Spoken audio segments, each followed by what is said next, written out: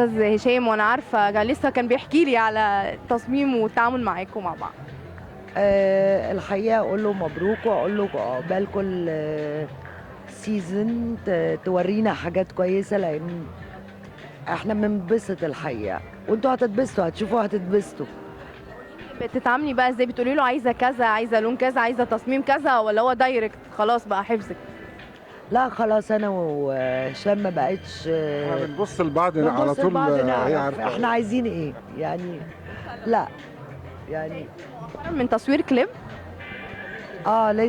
لسه من يومين مخلصة فيديو كليب، فكرته جديدة قوي، مع الأستاذ عبد الله الرويشد. هو بيصور بارت الغنى لوحده وانا المزازيك بس. دي عوده، ده بقى كتير قوي ما عملتيش ده.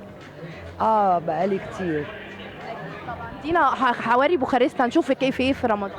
على فكرة انا مش بقالي كتير ما عملتش دي اول مرة اعمل حاجة كده. اه رمضان اخباره ايه؟ هنشوف دينا ايه النهارده؟ حواري بوخارست ومولانا العاشق.